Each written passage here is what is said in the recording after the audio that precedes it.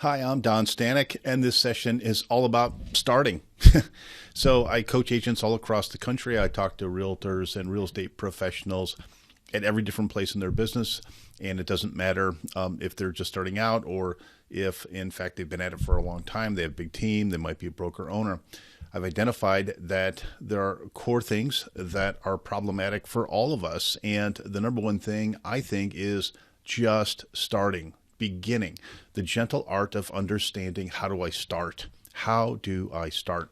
So a lot of people think, well, he's just lazy or he's just a procrastinator. And I think that if you're within the sound of my voice right now, you understand that it's not about laziness or procrastination. I would submit for your consideration it has a lot more to do with distraction. What are the things that you need to not think about at this moment? And so to have that kind of mental awareness and mental discipline is incredibly complicated and almost impossible to achieve solely by yourself or without some kind of a system or a method. What we're going to talk about in this session is what are the things that you can do to settle your mind, to clear your mind, and to stay focused on the things that you need to stay focused on. Now, you can start this exercise anytime you want, but starting something at the beginning of a year is incredibly symbolic and very significant. I have found over the years that how I start my year is a really good indication of the habits that I'm going to set up that are going to stay with me month after month after month.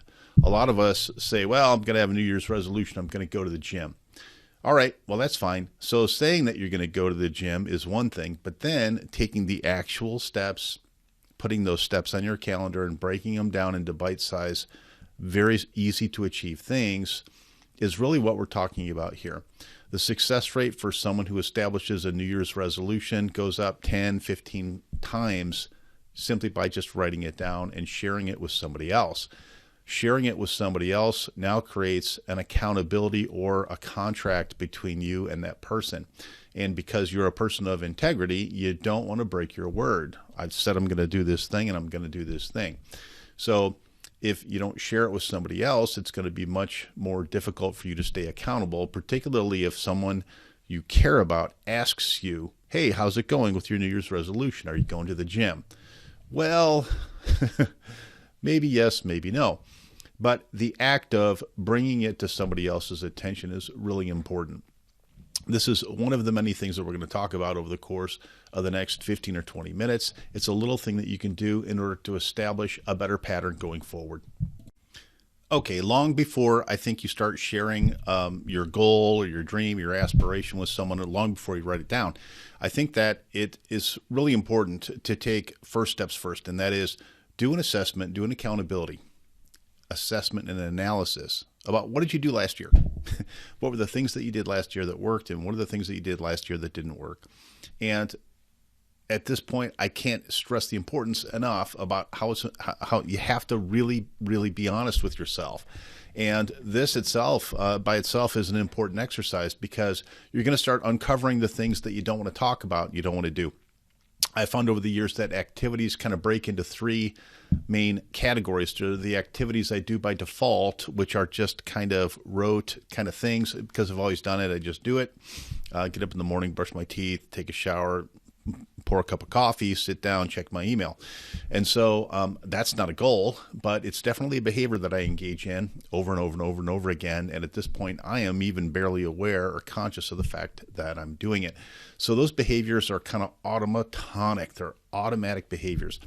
The next two behaviors are complicated, and that is the things that I want to do and I do or don't do, and then the things that I just don't like to do, and I'll avoid them like the plague. And so I take these two are like yin and yang in most of our universes, and that is I'm going to do the things that I want to do, and I'm going to do it at the expense of the things that I probably should do or I have to do. And at the end of the day, I'm still satisfied because I feel like I've been busy. I'm busy, man. I got a lot done today. Well, sure. So you did a lot of things that you kind of feel like you can tolerate and it's okay, but also I'm maybe using some of those activities to avoid the things that I know I should do, but I'm not doing. And so how do I take these two activities and kind of elevate both of them to the point of my first level activity, which is get up in the morning and brush my teeth? So how do I take prospecting or social media posting or any of the things that I probably should be doing that. I should probably be adding people to my database. I should probably learn something about that CRM that I spent $500 for. So how do you take those things and elevate them up into kind of more rote and subconscious behavior? Okay, here's the goal. Here's the trick. There's no trick.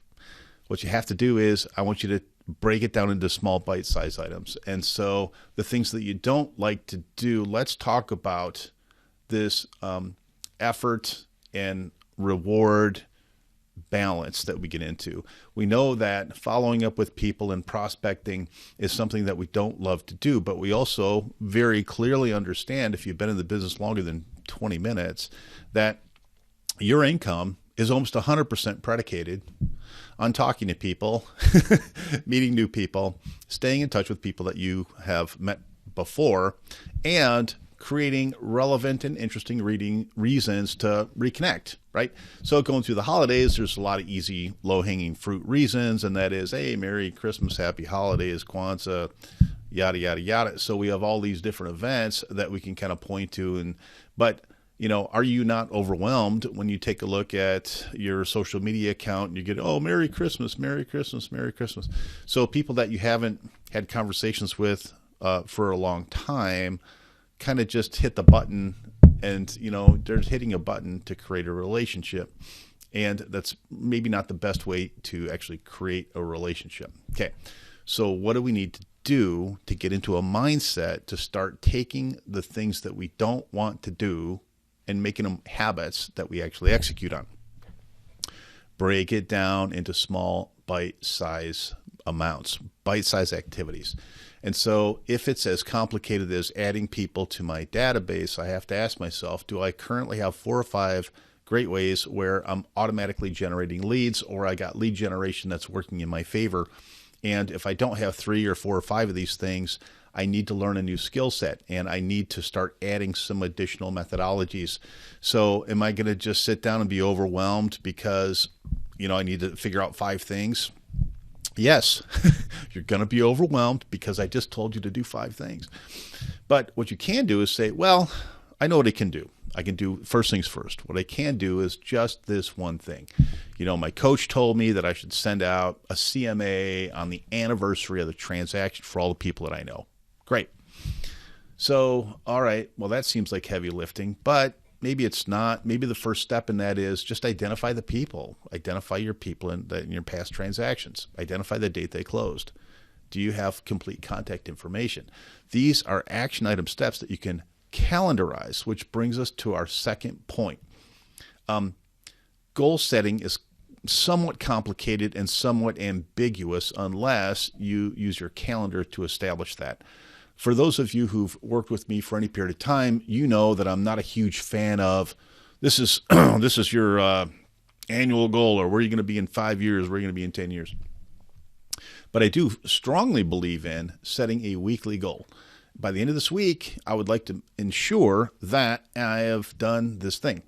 And so if I can break it down into a week, that means I can break it down into a day.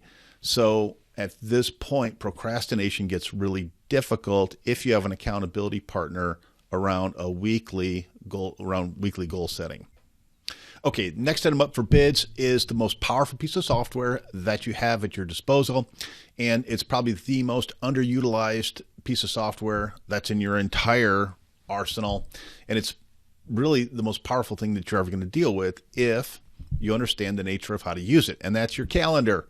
Your calendar. You're walking around with your calendar all day long, and I would say that probably most of us are not checking our calendar compulsively or looking at it on a regular basis. A great habit that I would love to see you form going forward into this new year, and how to break this whole procrastination thing and how to stay on target, is check your calendar. Maybe even set an alarm for yourself where during your working day, you get a notification maybe 3 or 4 times a day, and that is check your calendar. Now, instead of establishing a to-do list, here's all my to-dos, oh my gosh, my to-do list just keeps growing and growing and growing, I would ask you to not maintain a to-do list, but take that information, the thing that you have to do, and just put it on the calendar. So by definition, the calendar is a list. So if you're looking at it at 12 months at a time, 1 month at a time, 1 day at a time, that's fine. But you could also click in the upper right-hand corner of your calendar and have agenda view, which is next item, next item, next item, next item, and it runs from top to bottom. Kind of sounds like a list. So take full advantage of your calendar to try to drive your behavior. Now, let's talk a little bit about Pomodoro technique, which is one of my favorites, and that is I'm going to take these larger activities and I'm going to break them down into little sprints, little tiny 20 to 25 minute activities that I'm going to focus on exclusively just doing that thing.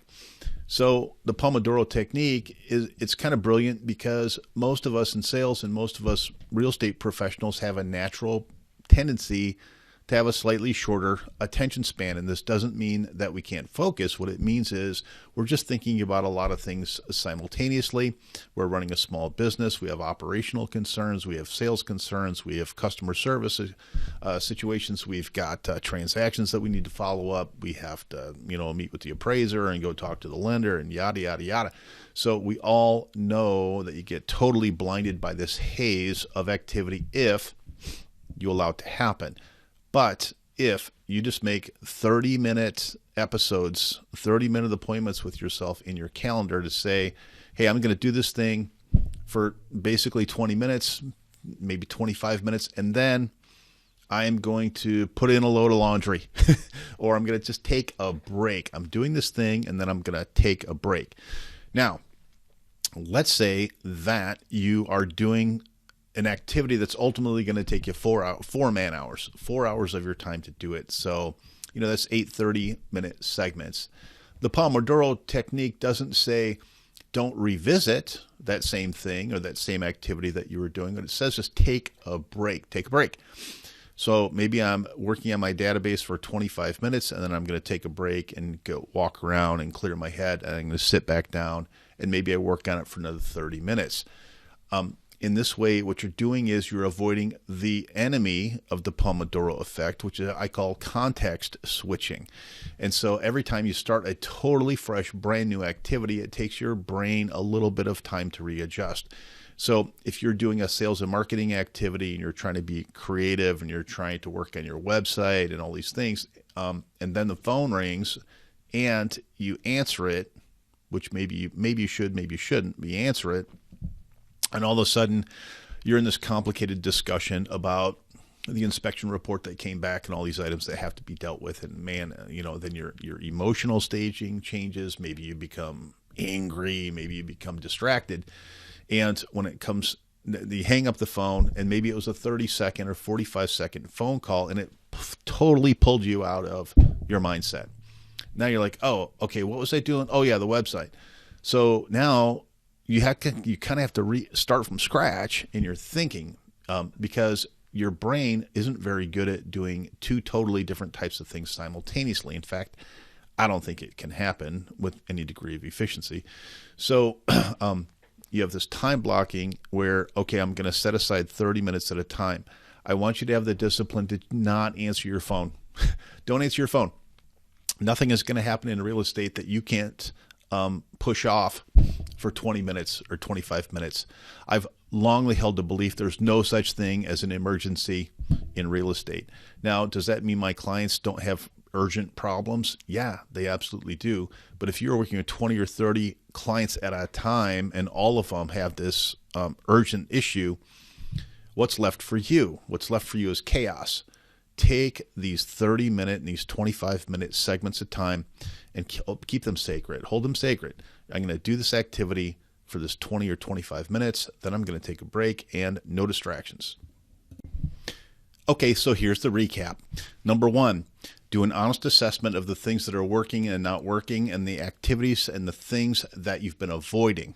Number two, take those things and break them down into small little bite-sized projects. If it's a big, huge elephant in the room, you need to bite it down into little tiny bites. Butcher that sucker up. Number 3, avoid distractions by programming your to-do list right within your calendar in 30-minute episodes or 30-minute sprints. Remember, your time is sacred. Your time is sacred, and you need to pay yourself first, and you pay yourself with the activities that you need to do, and do them without being distracted or easily distracted. So you're programming these 30-minute segments into your calendar. And these are the action items that you need to do to achieve these larger tasks so that you don't feel so overwhelmed. Stay compartmentalized is a big part of avoiding procrastination. You're going to have little victory, little victory, little victory, little victory. And number 4, for gosh sakes, this is difficult to do by yourself. So enlist the help of an accountability partner and share your tasks and share your weekly goals with that person. So it might be a spouse, it might be boyfriend, girlfriend, it might be someone else in the industry. Maybe it's a business partner, or maybe it's just another real estate professional. Maybe it's your branch manager, but most branch managers probably aren't going to have the time available to do this for you. Find and establish an accountability partner to hold you on task to the things that you're supposed to be doing week over week. If any of this seems overwhelming, or if any of you need help or want to have a more detailed discussion about this, please go grab 15 minutes on my calendar. I'd love to help you out in any way that I can.